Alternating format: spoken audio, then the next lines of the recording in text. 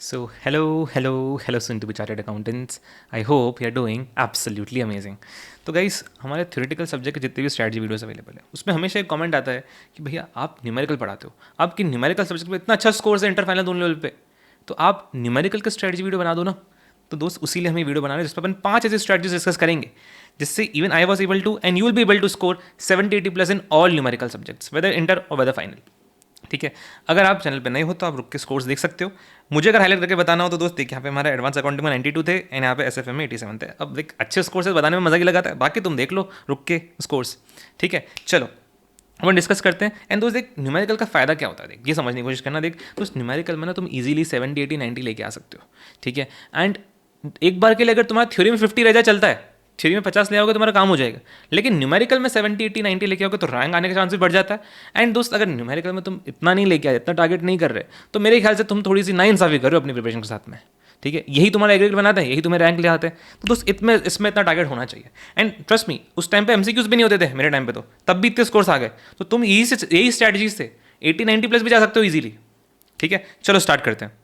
सबसे पहला पॉइंट दोस्त, अभी जब तुम रिवीजन स्टार्ट करोगे जैन 26 के लिए, ठीक है, तुम्हें एक चीज़ इंश्योर करनी है कि जो भी तुम रिवीजन करो that should be completely conceptual. ठीक है, मतलब मेरा मुद्दा क्या है दोस्त, देख अभी अपन रिवीजन स्टार्ट करें तो इसका मतलब ये नहीं होना चाहिए कि अपन सिर्फ फॉर्मूला याद कर लें। ठीक है, कोई भी सब्जेक्ट ले लो, अपन सिर्फ फॉर्मूला याद कर लें, अपन सिर्फ स्टेप्स याद कर लें कि अच्छा ऐसा क्वेश्चन आएगा तो ये स्टेप लगाना, अच्छा ये क्वेश्चन आएगा तो ये फॉर्मूला लगाना। नहीं राजा, ऐसा काम नहीं चलेगा। अपने को कॉन्सेप्ट समझने, अपने को लॉजिक समझने चीज़ों का कि अच्छा मैं ये स्टेप क्यों लगा रहा हूँ, मैं जनरल एंट्री क्यों पास कर रहा हूँ, मैं ये स्टेप पहले क्यों लगा रहा हूँ, ये वाला स्टेप बाद में क्यों लगा रहा हूँ, किसी फॉर्मूले के पीछे लॉजिक क्या है, रीज़न क्या है यार। अगर तुम पढ़ रहे हो भाई कि कैपिटल एसेट प्राइसिंग मॉडल क्या है, फॉर्मूला लॉजिक का। ठीक है, गवर्नेंस मॉडल पढ़ रहे हो, क्या है फॉर्मूले का लॉजिक। तो बेसिक ये चीज़ों को समझना पड़ेगा अपने की, कॉन्सेप्ट्स क्या है, रीजंस क्या है। दोस्त इसके देख 2 फायदे होते हैं। सबसे पहला, तुम क्वेश्चन में सिली मिस्टेक्स करने से बचते हो एग्जाम के अंदर। ठीक है, एंड सिली मिस्टेक्स बच जाएंगे तो तुम्हारे 10-15 मार्क वैसे सेव हो जाएंगे इजीली। ठीक है, एंड तो सबसे पहली चीज़ तो सिली मिस्टेक्स बच जाते हैं।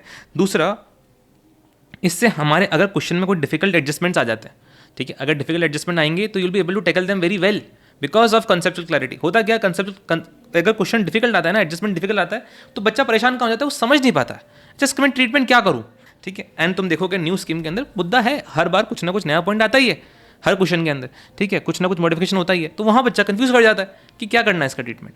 तो दोस्त उसको टैकल करने के लिए कंसेप्चुअली अगर हम पढ़े होंगे ना तो अपन सही जजमेंट लगा पाएंगे कि देख ये आया ना नया, एग्जाम में घुमाने की कोशिश कर रहा है ना यहाँ पे, चल मैं इसका ये ट्रीटमेंट करता हूँ, कंसेप्ट्स के बेस पे ये डिसीजन ले लिया मैंने। अगर नहीं करोगे कंसेप्चुअली तो वहाँ थोड़ा अपन ढगमगा जाते हैं, गलत डिसीजन ले लेते हैं, फिर उससे क्यूमुलेटिवली आगे मार्क्स कट जाते हैं। So that's why conceptual revision. अभी तुम्हारे टीचर ने तुम्हें कंसेप्चुअली पढ़ाया नहीं पढ़ाया वो अलग बात है, लेकिन अभी जब तुम पढ़ रहे हो, रिवीजन कर रहे हो, तब तुम्हें कंसेप्ट पे सोचना है, लॉजिक के बारे में थोड़ा बहुत दिमाग लगाते हुए चलना है। क्योंकि अभी टीचर ने पहले से तुम्हें लॉजिकली पढ़ा दिया हो, लेकिन वो तुम्हारे साथ एग्जाम में तब जाएगा जब तुम अभी उसको रिवाइज करोगे। वरना फिर एग्जाम में बोलोगे टीचर ने लॉजिक बताया भी था क्या मुझे, जबकि उसने हो सकता है पूरा काम किया अपना। तुम अभी रिवाइज करोगे तो तुम्हारे साथ वो एग्जाम में जाएगा। ठीक है, चलो सबसे पहला कंसेप्चुअल रिवीजन वाला पॉइंट हो गया। दूसरा दोस्त, अच्छा ये गोल्डन टिप जिससे तुम्हारे 10-15 मार्क्स इजीली बढ़ जाएंगे उसको बाद में बताता हूँ मैं। ठीक है, पहले अपन आते हैं क्वेश्चन प्रैक्टिस के ऊपर। ठीक है, एक बार दोस्त तुमने कंसेप्चुअल रिवीजन कर लिया, उसके बाद तुम्हें क्वेश्चन प्रैक्टिस करना है। दोस्त देख न्यूमेरिकल सब्जेक्ट्स की स्ट्रेंथ क्या होती है कि आपका 20-30% टाइम जाता है कॉन्सेप्ट में, बाकी टाइम आपका क्वेश्चन प्रैक्टिस में जाना चाहिए। ठीक है, अब क्वेश्चन प्रैक्टिस के अलग अलग मोड होते हैं। आपको कोई क्वेश्चन कैलकुलेटर पे सॉल्व करना है, कोई क्वेश्चन का सिर्फ ओवरव्यू ले लेना है, कोई क्वेश्चन का आपको लिख के हाथ से प्रैक्टिस करना है बाकायदा पूरा। ठीक है, अब वो कैसे डिसाइड करना है कौन से क्वेश्चन को किस तरीके से प्रैक्टिस करना चाहिए।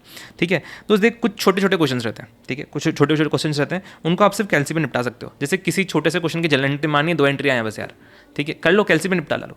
ठीक है, कॉस्टिंग में छोटा सा कोई रेट निकालना है, कैलसी में निकाल डालो।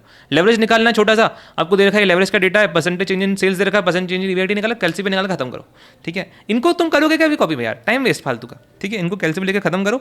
दूसरा होता है कुछ क्वेश्चन के तुम्हें ओवरव्यू करना पड़ता है, ओवरव्यू लेना होता है। ये वो क्वेश्चन है दोस्त जिसको जो थोड़े बड़े क्वेश्चन रहते हैं, जैसे फॉर एग्जाम्पल मैं बताऊँ कैपिटल स्ट्रक्चर की जो यूनिट 1 रहती है, जिसके अंदर आपको प्रॉपर 3 अलग अलग प्लान दे रखे होते हैं, आपको ईपीएस एमपीएस निकाल के देखना होता है कि कौन सा बेटर है। ठीक है, उसके अंदर जो स्टार्टिंग के क्वेश्चंस रहते हैं जिनमें बेसिक एडजस्टमेंट होते हैं, उनका आप हल्का हल्का ना सिर्फ ना ओवरव्यू ले लो। मतलब तुमने अपनी खुद की सोल्यूशन कभी मतलब आपने खुद की सोल्यूशन कभी बना रखी होगी जिसमें अपने सारे क्वेश्चन लिख के सॉल्व कर रखे होंगे, राइट। उसके सोल्यूशंस को बस आपको एक बार के लिए ओवरव्यू ले लेना है कि अच्छा ये क्वेश्चन था, इसका ये ट्रीटमेंट होना है, अच्छा मैंने यही कर रखा था ना पिछली बार सोल्यूशन में, चलो ठीक है। मतलब एक बेसिकली तुम ऑडिट कर रहे हो, तुम अपने ही पिछले सोल्यूशन की ऑडिट कर रहे हो कि अच्छा सही कर रखा है, चलो बस ऐसे ओवरव्यू ले लो, खत्म। ठीक है, क्योंकि इनमें ज़्यादा ट्रिकी पॉइंट्स हैं नहीं, ठीक है। इनको अपन पूरा कैलसीबल सॉल्व कर नहीं सकते, तो हल्का हल्का ओवर भी ले लो, बीच में एक एक पॉइंट का कैलसीबल सॉल्व कर लो, चलो ठीक है, बीच में टैक्स कैलकुलेट कर लिया, बीच में अपन ने ईपीएस निकाल लिया, बस उतना कैलसीबल, बाकी सब ओवर भी ले लो वैसे सोल्यूशन का ही, ठीक है। देन तीसरा होता है दोस्त रिटर्न प्रैक्टिस। ये सबसे इंपॉर्टेंट क्वेश्चन होता है, ये सबसे इंपॉर्टेंट क्वेश्चन होते हैं, इनको अपन को लिख के पूरा हाथ से सॉल्व करना चाहिए। अब ये कौन से क्वेश्चन होते हैं दोस्त देख, वो क्वेश्चन जो फर्स्टली बड़े हैं, जिसके अंदर आपको बहुत सारा डेटा प्रोसेस करना रहता है, बहुत सारा डेटा प्रोसेस करना रहता है। फॉर एग्जांपल पीजीवीपी का क्वेश्चन हो गया, लाइक टोटल इनका क्वेश्चन आता है ना पूरा अपना इनका टेक्स्ट के अंदर, कितना बड़ा क्वेश्चन होता है वो, अलग अलग हेड्स का डेटा आ रहा होता है, अलग अलग डेटा को प्रोसेस करके एक आंसर तक पहुंचना रहता है। इन्वेस्टमेंट डिसीजन का क्वेश्चन हो गया, वर्किंग कैपिटल के क्वेश्चन हो गए हमारे, इनमें कितना सारा डेटा एक साथ प्रोसेस करना रहता है अपने को, राइट। तो इनके अंदर एक बहुत स्किल लगती है कि इतने सारे डेटा को मैं कैसे मैनेज करूँ एक साथ। अब दोस्त ऐसे क्वेश्चंस के अंदर ना हमें हमारी एक अप्रोच रेडी कर लेनी चाहिए कि अच्छा मैं हर बार इसी पर्टिकुलर अप्रोच से इस क्वेश्चन को सॉल्व करूंगा, उससे हमारे गलती होने के चांसेस बहुत कम हो जाते हैं। सारे डेटा को प्रोसेस करना हमें आ जाता है एकदम करेक्टली विदाउट एनी एरर, ठीक है। जैसे मेरा हमेशा पीजीबी के क्वेश्चंस को, टोटल के क्वेश्चन को सॉल्व करने का एक मेथड होता था कि सारा क्वेश्चन पहले पढ़ लो, हर एडजस्टमेंट जो ट्रीटमेंट उसको क्वेश्चन पेपर में लिख लो, एंड आपको करना बाद में बस इतना है कि आप जो भी एडजस्टमेंट थे, जिनका भी जो भी ट्रीटमेंट था, आपको बस वो कॉपी में उतार लेना है, ठीक है। बस कॉपी पेस्ट वाला काम है भी, तो बस दिमाग सारा पहले लगा लिया, ठीक है। इससे जल्दी हो जाता है एंड गलती होने के चांसेस कम हो जाते हैं, बिकॉज अदरवाइज क्या होता है ना दोस्त कि हम सारा क्वेश्चन पढ़ लेते हैं, उस टाइम तो हमें सारे पॉइंट पता थे, याद थे, लेकिन अब जब लिखने आए तो अपन भूल गए, अच्छा ये पॉइंट का एडजस्टमेंट भी करना था, इस पॉइंट का ट्रीटमेंट भी करना था, वो अपन मिस आउट कर गए, ठीक है। अब यहाँ पे वो इशू नहीं होगा क्योंकि सारा दिमाग अपन ने मैंने लगा लिया, एंड अभी अपन सॉल्व करने पर ध्यान दे रहे हैं, लिखने पर ध्यान दे रहे हैं, बस खत्म। सो अब हर इंसान की एक अलग अलग अप्रोच हो सकती है जिससे उसकी गलतियाँ कम होती हो, ठीक है। वैसे ही आपको अपनी अप्रोच रेडी करनी है इन सारे क्वेश्चंस के लिए, एंड उसके लिए हमें इसके लिए हमेशा उस अप्रोच को प्रैक्टिस करना है, रेडी करना है लिख लिख के, ठीक है। दूसरे वो क्वेश्चन दोस्त जिसमें आप बहुत ज़्यादा लाइकली है कि आप गलतियाँ करोगे, ठीक है। ऐसे क्वेश्चन जिनके अंदर थोड़े ट्रिकी पॉइंट्स हो रहे हैं उनको आपको लिख के प्रैक्टिस करना चाहिए, ठीक है। तीसरी चीज़ दोस्त वो क्वेश्चन जो कंप्रेहेंसिव इनफ है, जिनके अंदर किसी एक चैप्टर के काफ़ी सारे पॉइंट्स कवर हो गए एक साथ, काफ़ी सारे कॉन्सेप्ट्स टारगेट हो गए, उनको आपको लिख के प्रैक्टिस करना चाहिए, ठीक है। इनको अपन लिख के प्रैक्टिस करेंगे, इनसे हमारी ग्रिप बनने की क्वेश्चन के ऊपर एग्जाम में जल्दी सॉल्व होंगे ये क्वेश्चंस, ठीक है। सो इस तरीके से आपको क्वेश्चंस को डिवाइड करना है कि कौन सा आपको लिख के करना है, कौन सा ओवरव्यू लेना है, कौन सा आपको रिटर्न प्रैक्टिस करना है। फर्स्ट रिविजन के टाइम पे आपको सारे क्वेश्चन आइडेंटिफाई कर लेने हैं कि अच्छा ये वाला क्वेश्चन अगले रिविजन के अंदर मैं लिख के करूंगा, ये वाला मैं ओवरव्यू लिखूंगा, ये वाले को मैं कैलसीफाई करूंगा, ठीक है। एंड फर्स्ट रिविजन के अंदर भी आप ऐसा करोगे, लेकिन फर्स्ट रिविजन के साथ में आप ये भी प्लान करोगे कि अच्छा सेकंड रिविजन के अंदर कौन सा मैं कैलसीफाई करूंगा, कौन सा ओवरव्यू लूंगा, कौन सा रिटर्न प्रैक्टिस करूंगा। एक प्रॉपर ट्रैकर बना लो अपना, ठीक है। अगर आपको एफएम का ट्रैकर का नीड हो, मेरे टेलीग्राम चैनल पर आपको मिल जाएगा, I will be uploading such tracker for FM as well, ठीक है। देन दोस्त एक बहुत इंपॉर्टेंट पॉइंट ना, बहुत इंपॉर्टेंट पॉइंट, अगर आपने मेरा सितंबर 25 का एनालिसिस वीडियो देखा है दोस्त, मैंने उसके अंदर क्लियरली बताया था कि न्यू स्कीम के अंदर जो क्वेश्चंस आते हैं न्यूमेरिकल सब्जेक्ट्स के, दोस्त सिग्निफिकेंटली मोर डिफिकल्ट दैन जो पहले स्कीम के पुरानी स्कीम के अंदर होते थे। पहले एग्जैक्ट कॉपी पेस्ट क्वेश्चन आ जाते थे, हल्का सा सिर्फ डेटा मॉडिफाई होता था। अब वैसा नहीं होता दोस्त, अब अगर क्वेश्चन एज इट इज उठ के आएगा भी ना, उसमें हल्के बहुत मॉडिफिकेशंस आते हैं, चेंज आते हैं, एंड कुछ तो बिल्कुल नए क्वेश्चन बना के दे देते हैं। सो आपके लिए बहुत ज़्यादा इंपॉर्टेंट है दोस्त हर न्यूमेरिकल के सब्जेक्ट के अंदर कि आपके जो न्यू स्कीम के क्वेश्चन हैं उनका आपको प्रैक्टिस होना ही चाहिए।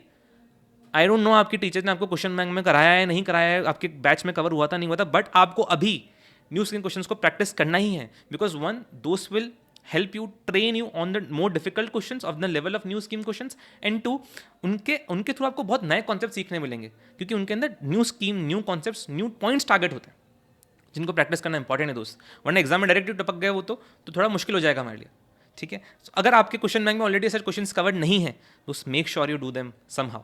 अगर आपके पास नहीं है आपके क्वेश्चन बैंक में, मेरा क्वेश्चन बैंक फ्रीली अवेलेबल है टेलीग्राम पे, अब वो डाउनलोड कर लो, उसको देख के सॉल्व कर सकते हो, उसमें सारे न्यू स्कीम क्वेश्चन हमने कवर कर रखे। अगर आपको सोल्यूशंस का भी नीड है तो मैं मेरी सोल्यूशन कॉपी भी आपको फ्रीली अपलोड कर दूंगा, आप बोलो तो उसको देख के आप सोल्यूशन भी समझ सकते हो कि सोल्यूशन कैसे किया। कहीं पे कंफ्यूजन है मैसेज कर देना टेलीग्राम पे कि भैया ये क्वेश्चन कैसे किया, I will help you out, ठीक है।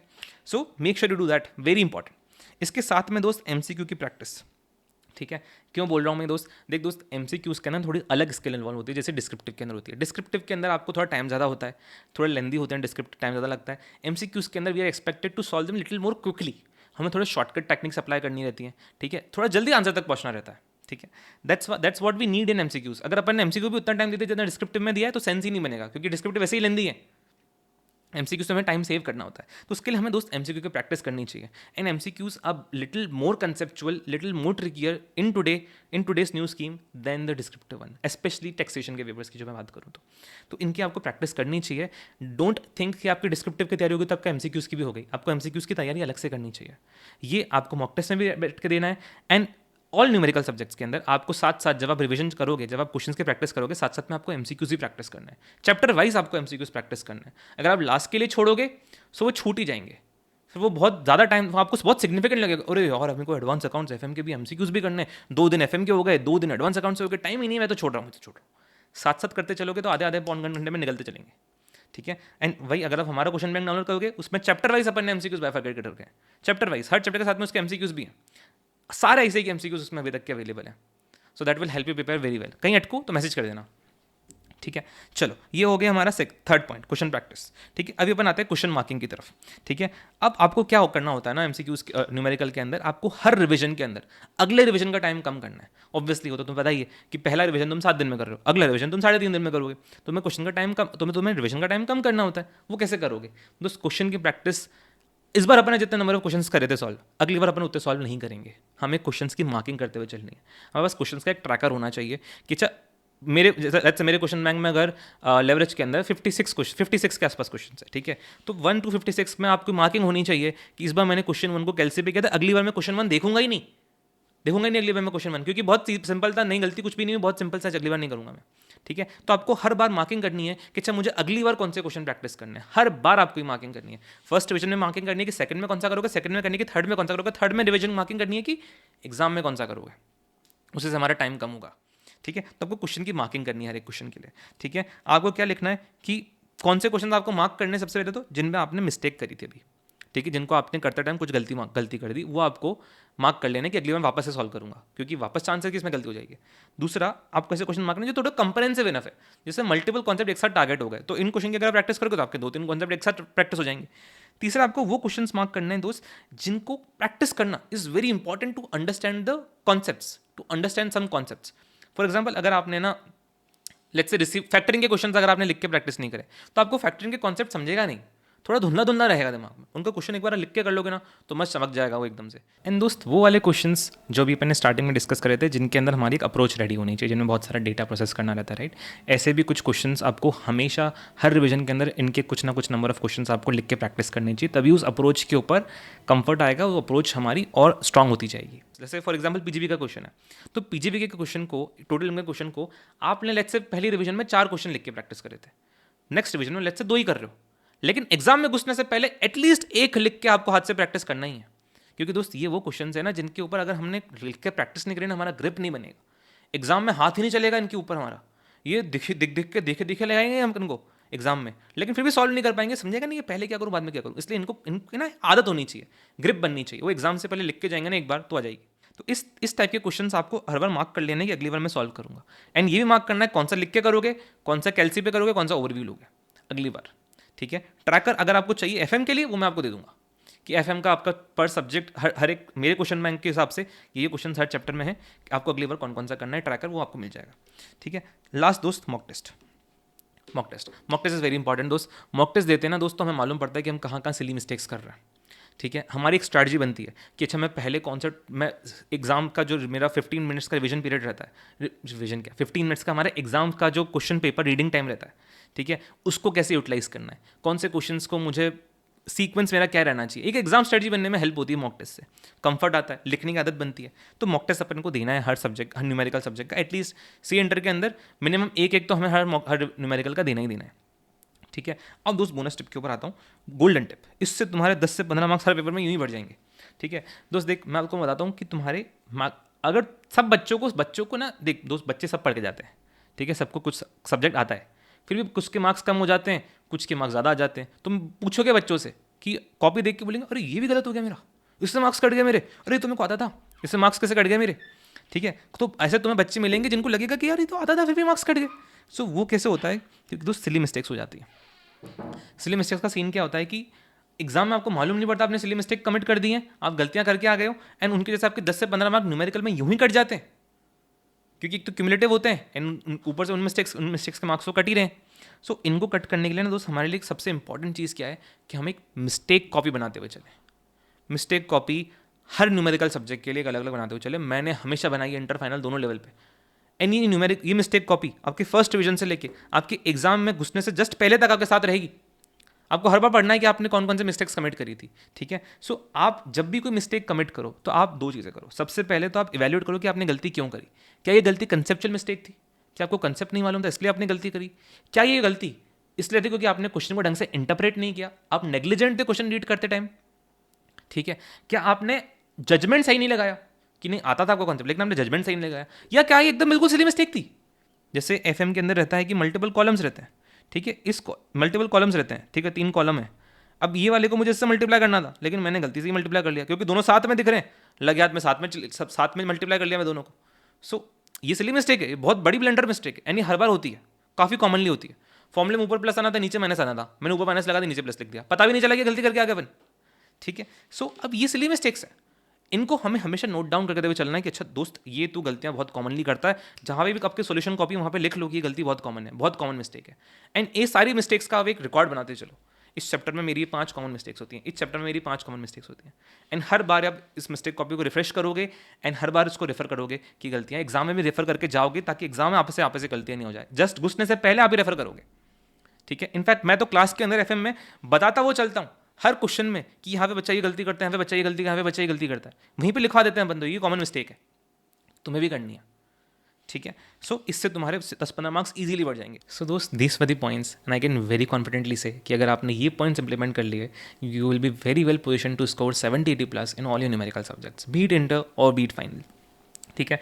So that was about the video guys. अगर आपको एफएम के रिगार्डिंग किसी भी चीज़ की नीड है feel free to reach out दोस्त। टेलीग्राम में सारे डिस्क्रिप्शन में सारे टेलीग्राम के लिंक्स अवेलेबल हैं, you can connect me over there. आपको फ्री बुक्स चाहिए, आपकी बुक्स में क्वेश्चन बैंक के अंदर आपके लेटेस्ट क्वेश्चंस कवर्ड नहीं है, आप मेरे क्वेश्चन बैंक डाउनलोड कर सकते हो, फ्री में अवेलेबल है। अगर आपको नीड हो I can also get you the access to the class की सोल्यूशन कॉपी जो हमारे बैच की है, वो भी आपको मैं पूरी सॉल्यूशन कॉपी प्रोवाइड करा दूंगा। अगर आपको किसी कॉन्सेप्ट में किसी चैप्टर में कॉन्सेप्ट्स में कोई इशू है you can reach out to me, I can help you out with that. अगर आपको लेक्चर्स भी चाहिए किसी पर्टिकुलर चैप्टर के क्योंकि मे बी आपकी क्लास में अच्छे से कवर नहीं हुए थे, let me know, I can try to get you the access for it, ठीक है। तो दोस्त this was about the video and also I will also be sharing a complete revision schedule for our financial management subject on this channel, ठीक है, which will be completely different kind of revision lecture series, not the usual ones जो YouTube पे available है। This will help you to be position for a 70-80+ score in exactly the same fashion जो मैंने अभी आपको points discuss करें, इसी fashion में सारा रिविजन लेक्चर सीरीज होगी हमारी। So if you want to stay connected for that make sure subscribe the channel, ठीक है दोस्त। थैंक यू सो मच दोस्त, वीडियो पसंद आया हो do consider liking the video and also let me know in the comments कि आपको सबसे हेल्पफुल पॉइंट वीडियो के रिगार्डिंग क्या लगा। Just keep me little satisfied and happy कि वीडियो आपके लिए हेल्पफुल था। थैंक यू सो मच दोस्त, ऑल द बेस्ट दोस्त and trust me you're gonna rock in your exams. Stay motivated, stay healthy. Thank you so much.